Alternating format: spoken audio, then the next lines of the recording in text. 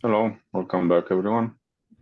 So I don't see anything on the agenda for today. We can start with a quick status.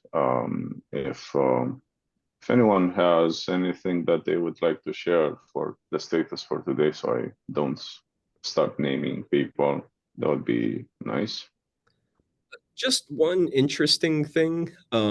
We currently are having a lively discussion right now on how to do PCIe modeling in our hardware abstraction layer, which, this group is somewhat familiar with the discussion based on the analysis we've done around the LMT diags, right? So I'm going to see if we can share some of what we've done there and present here to the group maybe in the upcoming session. Yeah, we can do that. We should have the people involved in the LMT tool because that was where the discussion is happening, right? So I Yeah, see Hua on the call, but I don't see Satish. So I'll make sure that Satish is in the next call. Yeah, it would be good to get their opinion. And then while I shared the doc with you, maybe last week, I don't know if you've had a chance to see it yet. I don't remember seeing one. I'll check again. Sorry, I was referring to Wall on the Google side. I haven't sanitized the doc yet. I need to clean it up a little bit. Yes. Yeah, I saw we had a discussion and gave some recommendation to Alex. So I think it's in good shape. Thank Okay, you. Yeah. phenomenal. Okay, cool. Thanks for that, then. Anyone else with updates for today?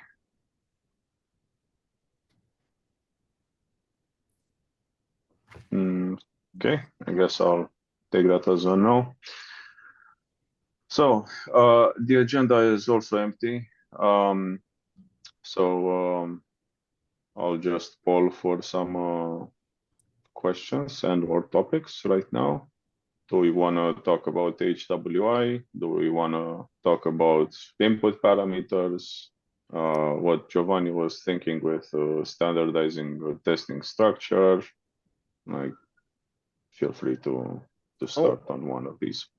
Only question I had was for the discussion that we had going on GitHub regarding some of the output of the PCIe crawler tool on the verdict. I was wondering if you guys had a chance to get together and sync on that. I kind of gave my 2 cents, but I don't know what happened with it. I have looked at that today. Yes, I saw you commented on it. I am waiting for Paul to reply, basically. Okay, sounds good. Thank you.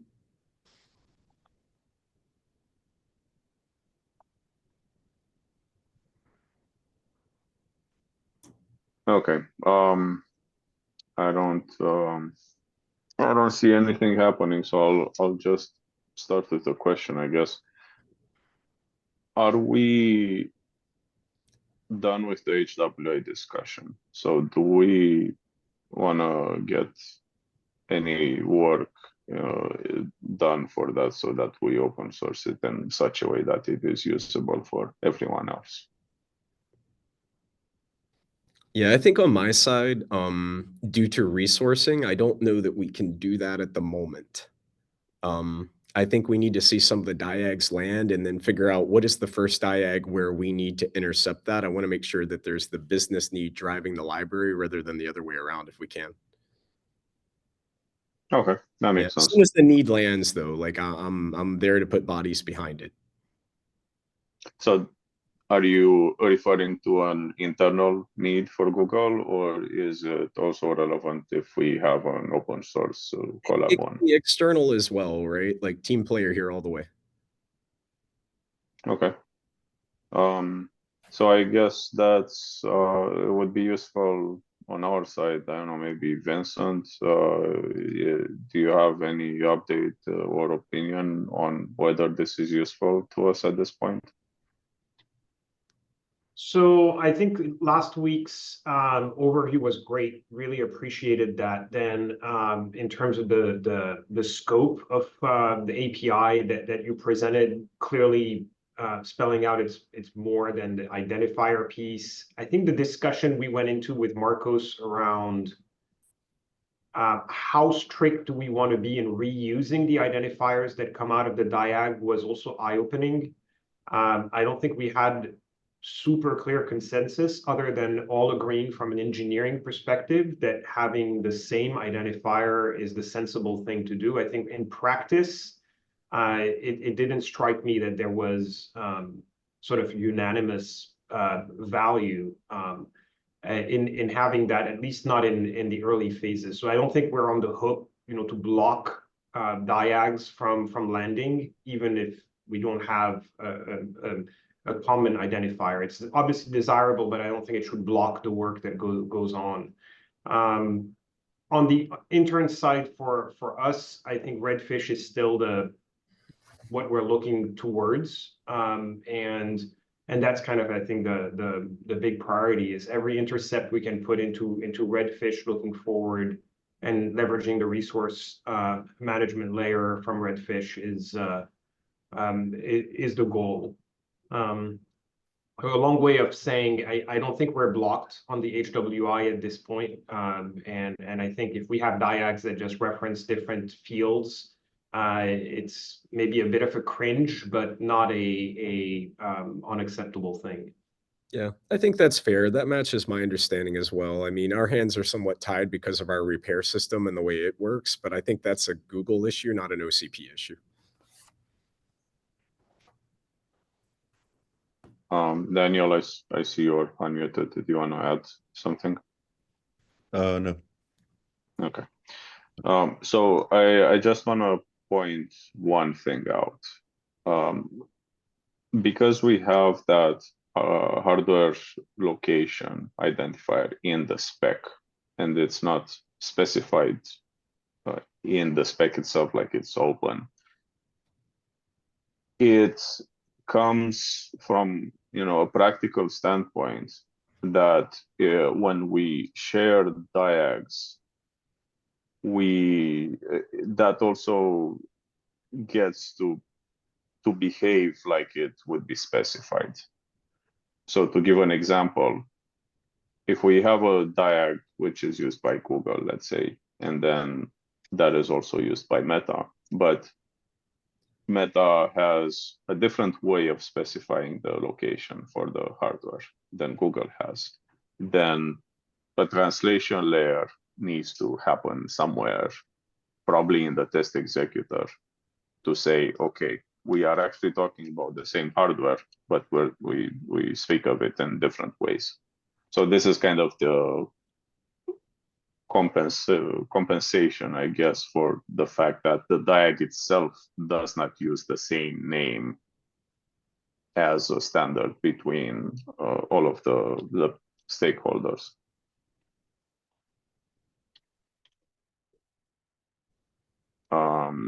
I don't know who was first, I guess Vincent. I mean, I'll just say, I'll say what you said slightly differently, Adrian. It's that if we had agreed that we're going to build a database, a shared database where the identifier is a primary key, then obviously it would reframe this problem, and it would make it a hard requirement for us to agree on an identifier. But I don't think that we're at that stage just yet. So I think the diag may have a documentation piece that explains how to troubleshoot and diagnose a problem for the repair.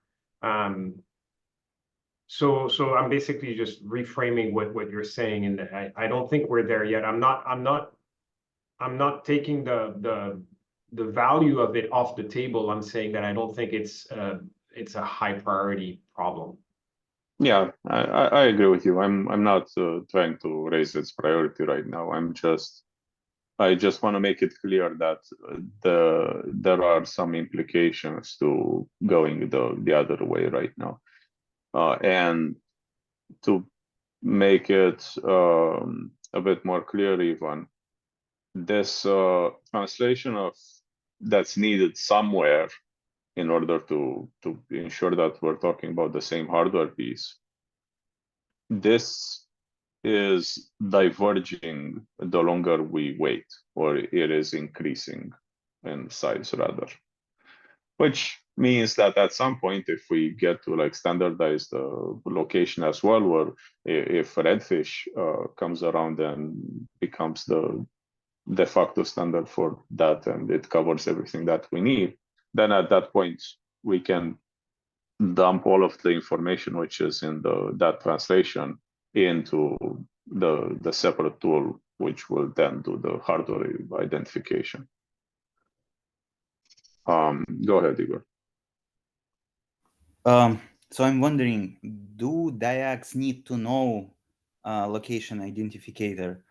Maybe DIACs just need to know some ID, like maybe Linux path, def SDA as for disks, for example, just to access this hardware item and test it. But maybe we can attach unique hardware identifier externally somehow, so that we sort of abstract from this particular identifier format, and every company uses whatever they prefer to use. So it's like we lose. This is the translation I was talking about. Oh, okay. Yeah, but it's not the DIAC who can do the translation. DIAC doesn't need to know about location identificator at all. Yeah, I said the translation is at the executor level. Okay. Sorry, I probably misunderstood you. Okay, got it. You're muted then. You're not muted, but you don't have audio. Okay, it's come back now. It's come back now. Sorry, I think I'm having networking problems today.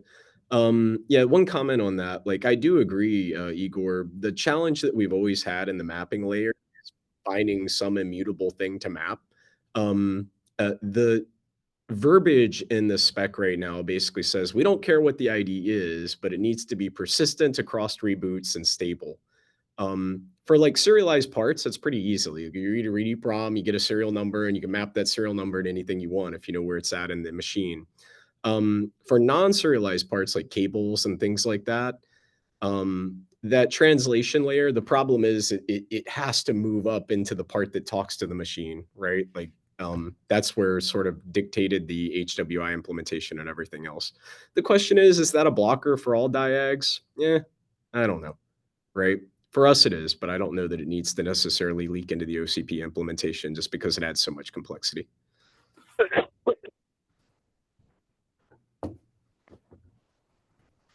Okay.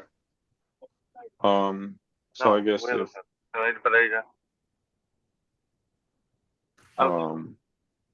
Marcos, do you want to add something to this discussion, or just okay? That was background noise. I want to quickly go ahead. So I mean, on the lines of Igor, right? Can we? Is it? I mean, this translation layer, any kind of translation will bring its own issues with consistency and stuff. Can we not have a mechanism where we treat that as an opaque thing, which each company feeds whatever it is? So today, for instance, the identifier that we use is a concatenation of like 3 or 4 things. The dev path, which is our internal thing, the OData and whatever stuff, right? Say Meta has another identifier, right? Meta dev path or whatever kind. So we add that also into that field. That remains empty for us. The other part remains empty for you. So I'm sort of thinking if we need a translation layer than treating identifiers as opaque and you give whatever and we just deal with it, kind of. So what you're saying right now, Kiran, is exactly what's in the spec. By virtue of not specifying what goes into that location identifier, it makes it opaque. Then what is the translation? Then I'm missing something here. Then the point was to have consistency between different stakeholders, different users. So that the field is not specified in the release spec right now. So in a sense, it is opaque. But if we have like a diag that we share between companies, for example, and different companies have different ways of naming the same component, then we need some sort of translation, because you get the diag from another user, company, and it tells you that this particular hardware component is named and identified this way, and you don't know what that means. So at least what I was thinking is, because these diags conform to this API, the diag also will not necessarily basically the plumbing which provides the diag, the identifiers will be different in the two in the different environments. So I was thinking that the diag would not necessarily return the specific company's identifier in another company.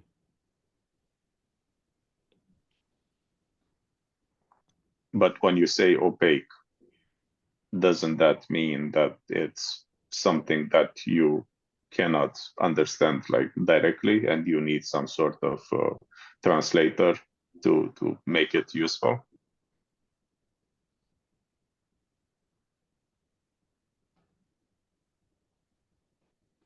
Karen, if I may jump in, I think maybe another way of phrasing this, maybe rather than be prescriptive about the path or the location identifier, we handle it on an as-need basis. In other words, if say company X is reusing a diagnostic, and for their repair process they need to standardize based on company Y that sort of supports this diagnostic, they can build in the mapping and translation. So we're kind of looking at this as handling it more on a need basis than be prescriptive.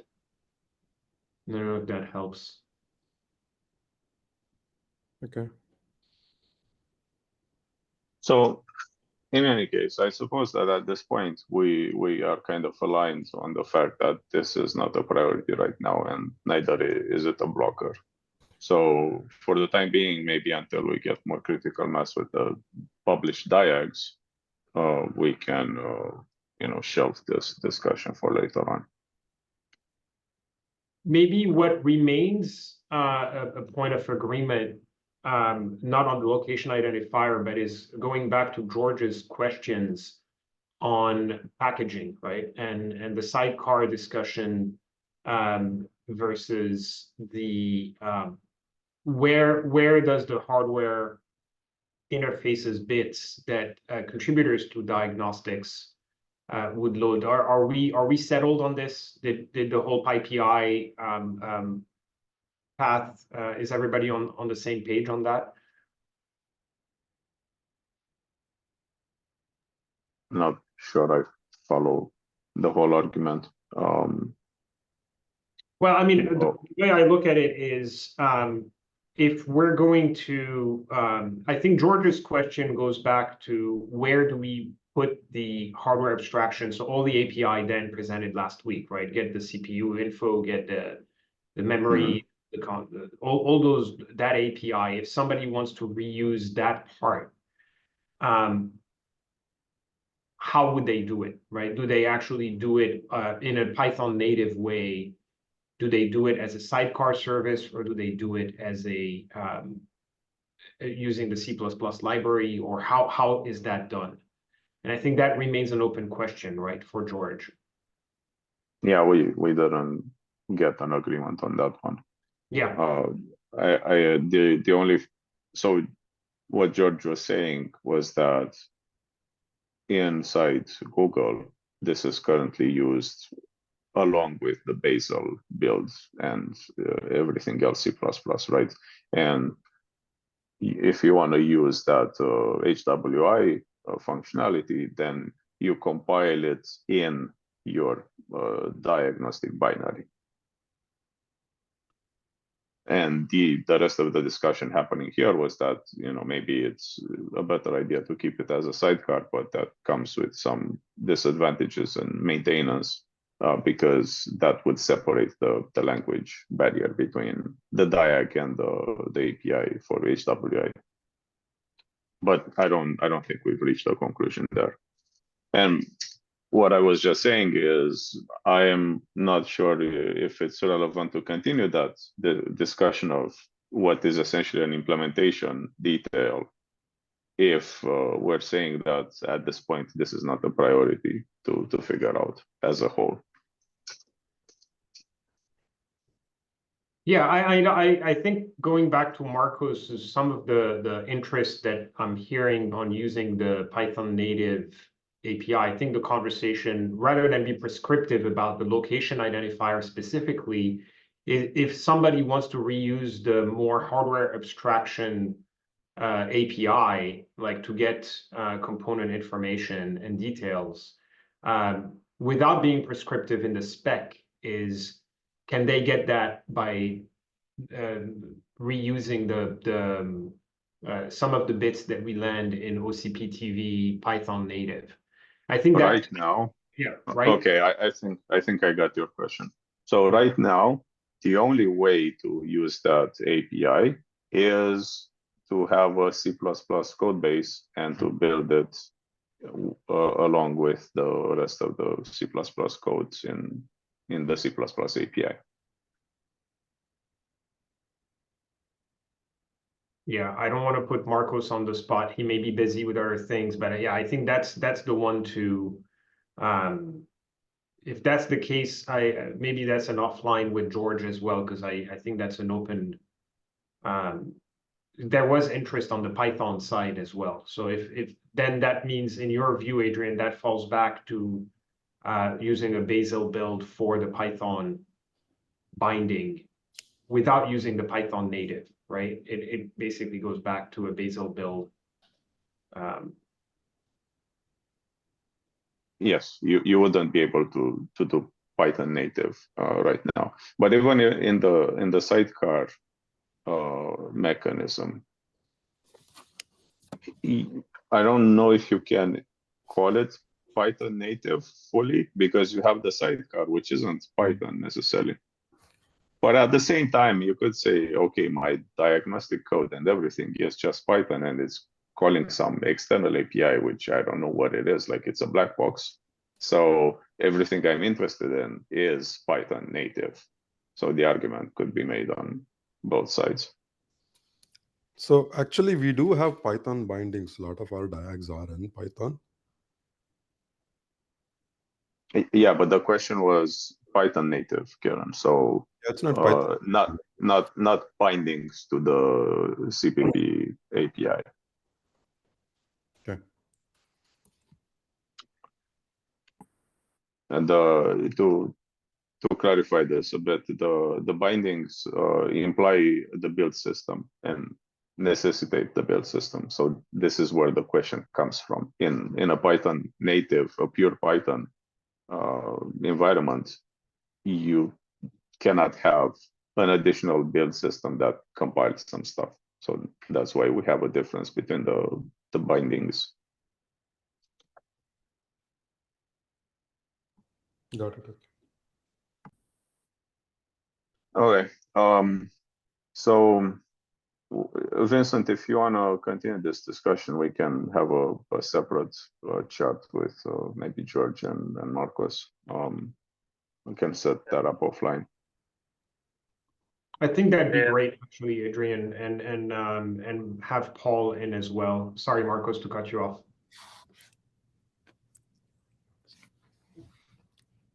Hey, folks, Bye-bye. I got to run. Happy Wednesday. Talk to you next week. Take care, Dan. Bye-bye. Thanks.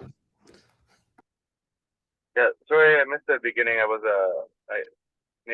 doing the kid carpool drop off madness, and I just almost got taken out by a semi, so I'm kind of now in a better spot to respond. But yeah, I think for the Python native, one of the benefits of the sidecar was the ability to have to stay in Python native, and I don't know if like what the beginning of the discussion was, and that may not be on topic, but I'm happy to continue to better understand what the challenges are. Yeah, so the question, Marcos, from Vincent, I'll rephrase it quickly, was what are the current mechanisms to use HWI as it is right now, like today? and if we can do that with Python native.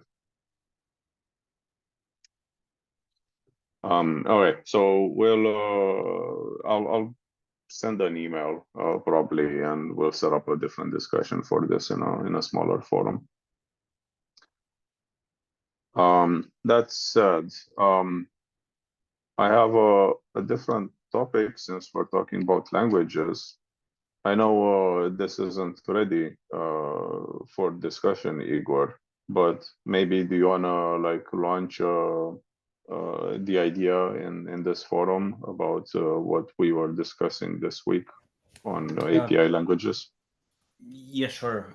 We were talking about Rust diags on Monday, and it looks like we can get some benefits by writing diags in Rust, not because of the language itself, but also because of the infrastructure that this language provides. It's like if we write diags in C++, we have to use Bazel or some other build system. Rust goes with a ready-to-use build system, which is kind of nice and I would say simple to use. Right, and maybe we can use Rust as an alternative to C++. I want to make some slides and maybe list benefits that we can get compared to Python and compared to C++. Right, and then maybe we can discuss like why we want to consider this idea. Thanks, Igor. So we'll have more detail next week in like this presentation that Igor is preparing. But the reason why I was asking about it right now was to kind of poll for an opinion about what other people in this group think of Rust specifically. So do we have like users currently in writing diags in Rust? Does anyone have opinions on whether we should stay away from it or move towards it? Anything that you might feel is worth sharing.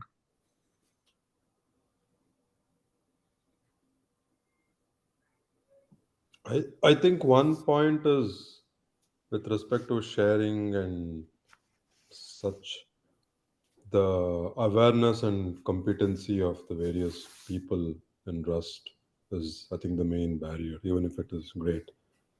Not many people know Rust.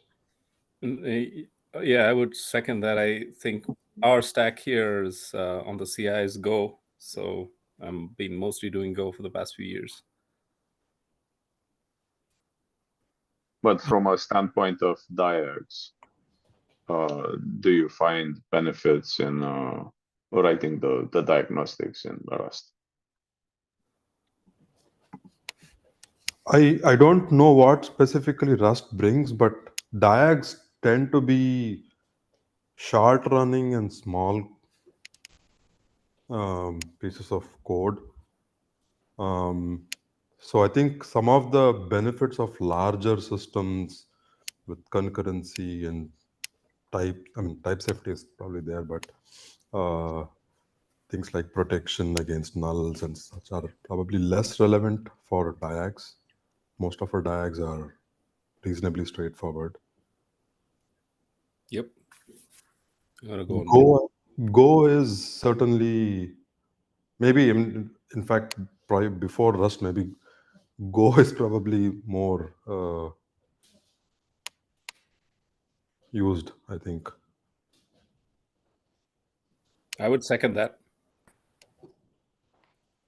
In fact, we have some code in Go, so we have sort of put in wrappers for the hardware interface in Go along with Python. We don't have the whole the OCP diag itself with Go wrappers, but just the hardware interface we have Go wrappers. So you could sort of extend that and say that maybe it makes sense to have Go wrappers for all of it. I see. I appreciate your opinions. Go ahead, Igor. Just a question. So I understand that Rust adoption is not widespread yet, but if, let's say, we have a Rust diag, what stops us from bringing it into a company, compiling it and using it as a binary inside of the existing infrastructure? Even if we don't have too many people who can, maintain this Rust diag, it can be maintained on the OCP level, right? And we just will use it. So let's say memtester is written in Rust. Yeah, we just import it in our internal Git repo at Google, for example, and we include it in our build system. Then it builds into a binary, we run it using our infrastructure. So I don't see why not having widespread adoption is a problem. Or maybe I'm just missing something.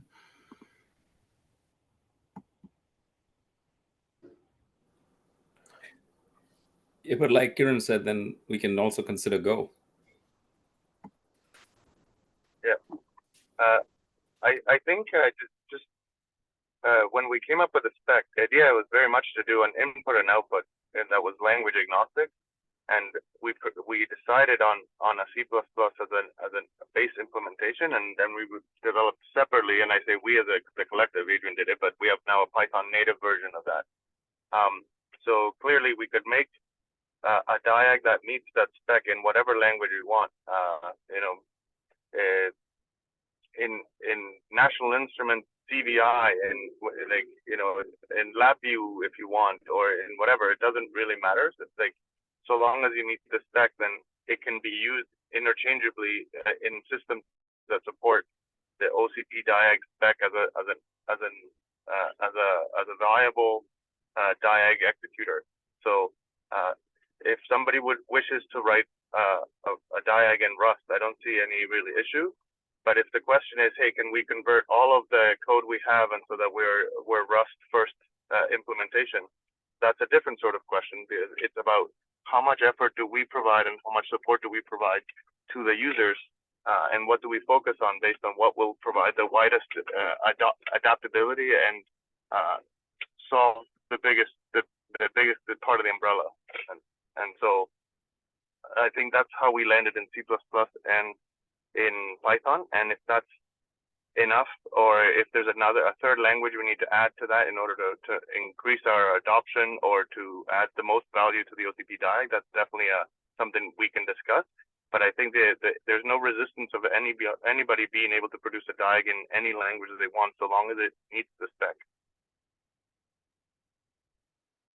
So to address your last point, Marcos, this discussion is actually about provided APIs to the diag writers, because at the end of the day, this is all to make their lives easier.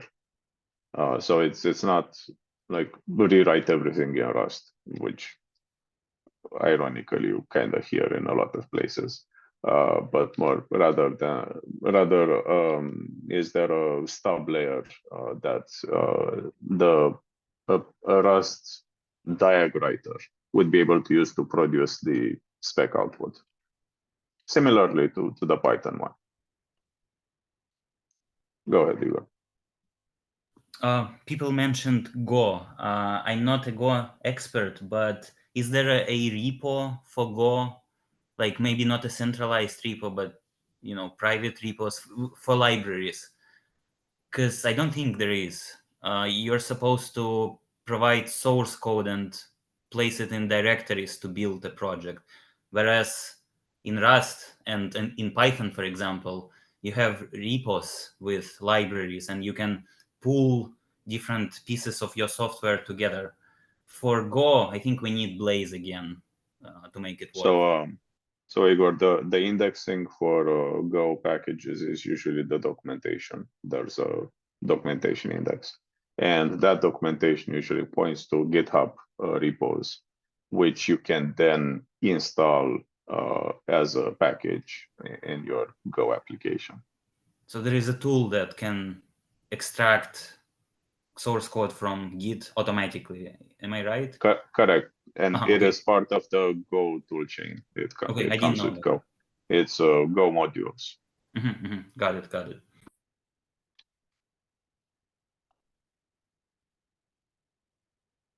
Go, Vincent.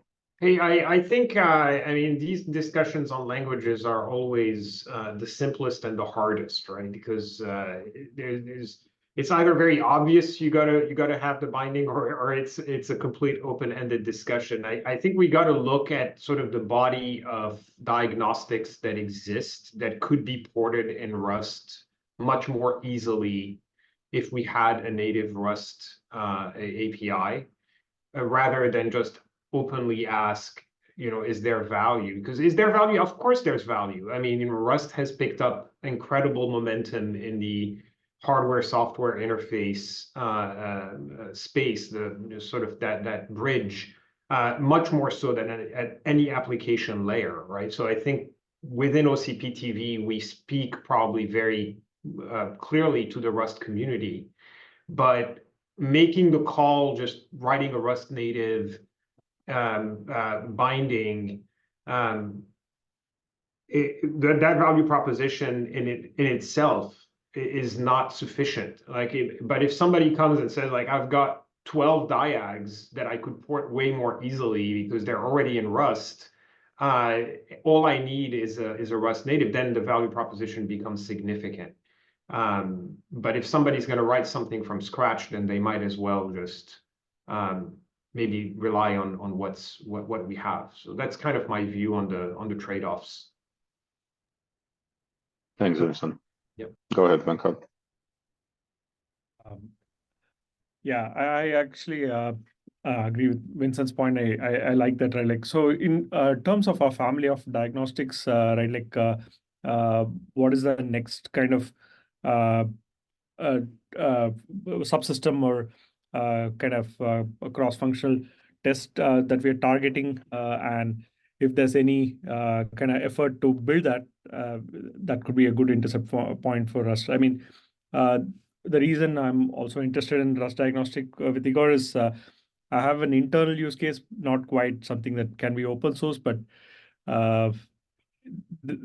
we can definitely kind of see if there's an open sourceable kind of need where Rust kind of fits. Because apart from, I think, all the packaging and stuff Igor talked about, for low-level diagnostics, unlike Go, which has a garbage collector, Rust gives you a lot more granular control, and which could be interesting for performance benchmarking kind of diagnostics, right? And you also have safe kind of access, memory safety. At the same time, you have the ability to bypass that for low-level access. So there are some good kind of, I think, characteristics that lend itself to performance benchmarking, low-level stress tools and stuff. So based on the need, I think that's a good point, Vincent. Yeah.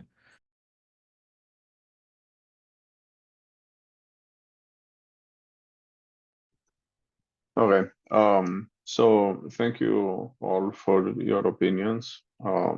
This is what I was interested in to see what the general feeling is about this language and API, possible API for it. I guess at this point, Igor will make a presentation for next time with what he sees as benefits and disadvantages for this system. And we'll see if we get to an agreement of maintaining this as a group and the OCP test validation group, or if this can come as a separate contribution, having that there is actually interest in using Rust APIs. And as Marcos says, there is nothing actually stopping anyone from contributing a new API, a new diag, or anything that is based on the spec, as long as it respects the spec.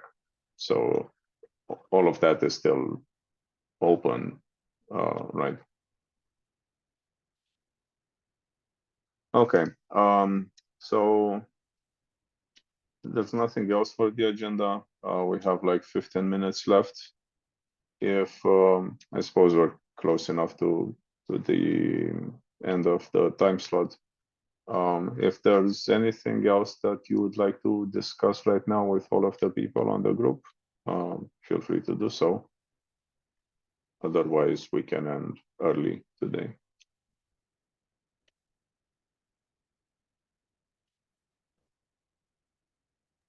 I have a super open-ended question that I'm hesitating bringing up, but I'm going to bring it up because it's on my mind, and it has to do with a lot of the work you've done on contests, Adrian, actually around firmware attestation and things that require heavy reboots.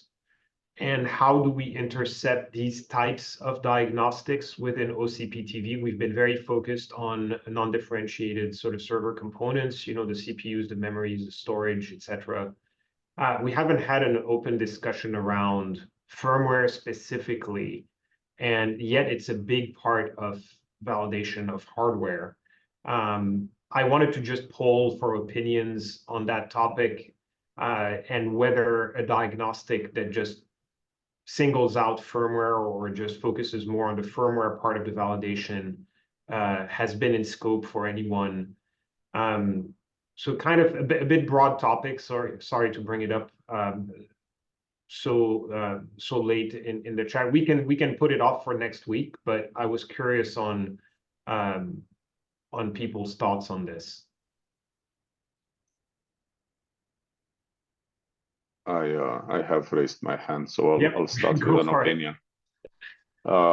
So you're saying firmware, right? So that implies very low level access to the hardware, and yes, it implies a lot of restarts, which may be useful in other cases as well. In my mind, this kind of intersects with HWI as well, because you could make a point in having an abstraction layer towards the hardware, and the diag can use that to do various actions with the hardware, including restarts, right?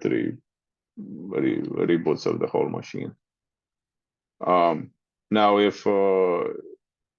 mean, for me, this clearly goes into that layer. But if we didn't have that layer, I would imagine that there is some sort of communication possible between the diag and the executor, because you're mentioning contest, and contest can do all of that restarting and everything. And in that way, you let the diag make actions which normally would not have access to. And obviously, you need a way to ACL or firewall those actions, for the lack of a better phrasing. But I really think that actually sits with HWI. But those are the two ways I see in implementing this.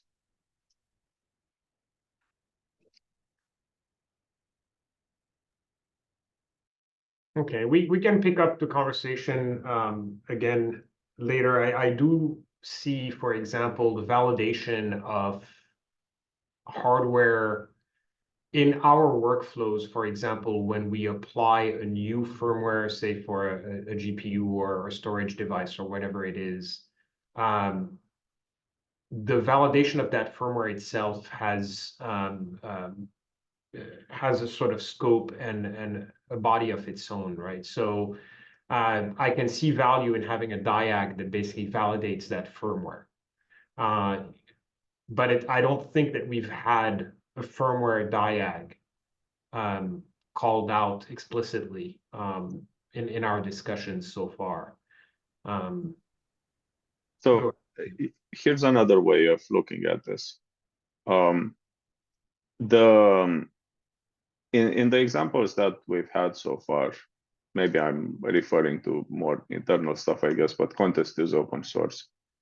The test executor deals with hardware level operations such as restarts, and I'll focus on this restart operation specifically. So in a sense, at least in traditionally, in a way of speaking, this kind of operation has gone with the test executor.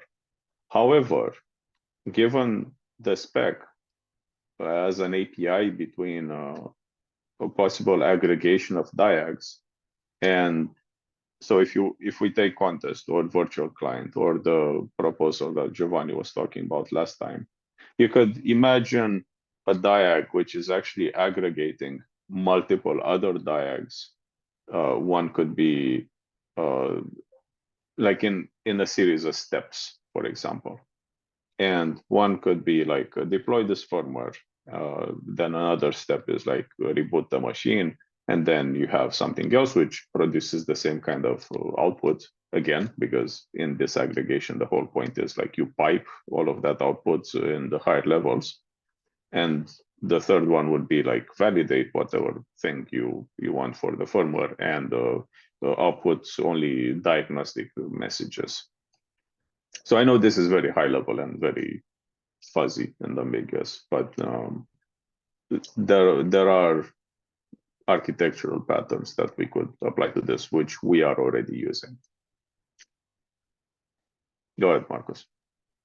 Hey, so just to be clear, so when you're thinking about validating the firmware, it's explicitly the firmware, and you're thinking about separating it from the hardware. It's almost like regression testing the firmware against known hardware. Is that, am I understanding kind of the use case that you have in mind? Yeah, Marcos.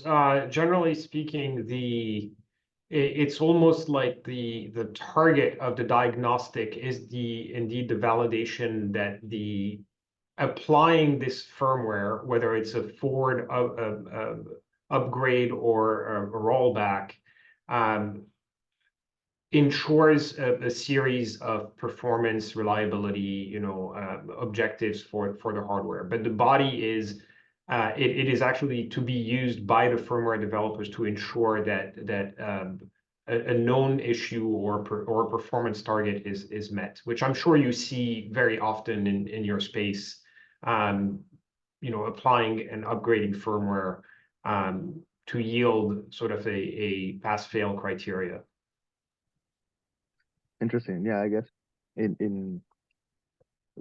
I guess that going back to kind of, I think it matches with what Adrian was saying, thinking of it as here is a battery of tests that we do against this hardware, and then we upgrade the firmware, and then we run the same battery of tests and expect the same performance or better performance, etc. So, but the actual the tests tend to be the same tests that we used to validate the hardware. It's just like the variable we changed was the firmware instead of the hardware. And in the manufacturing case, usually it's, does it still meet the overall pass criteria or not?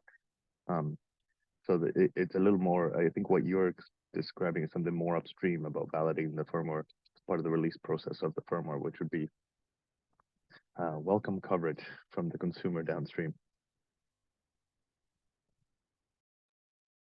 Yeah. I mean, so many examples out there. I mean, obviously, if you're, and this could extend easily to kernel, to other types of artifacts. But when you're upgrading a UEFI, any type of firmware or BIOS, and you may be changing the way some hardware messages are emitted. You need that whole regression, right? That changes your entire parser for some of the messages that get emitted. And so the focus here is who's the audience? Is the audience the firmware developer themselves, or is it actually the system integration? And I was thinking more from sort of what is a diagnostic we can share with the firmware development teams and reuse in a lab and in the manufacturing space in the data center. So this is the open question: is are there any firmware developers out there that would be looking at contributing a diagnostic in OCP TV as part of their work? I don't know if anybody in this group develops firmware, but it would be interesting to reach out to them, if not. Early on in our OCP venture here, one of the thoughts was about how do we enable a new vendor to be able to sell hardware to us? And I see the idea of some sort of firmware validation, let's say a security audit type validation on a bit of firmware that, you know, tries to hack at some BIOS or something, and like, have you closed all of these appropriate doors? Yes. So the target of this diagnostic is to validate your BIOS meets whatever criteria, you know, OCP has decided or something. So I think there's merit to the question here for sure.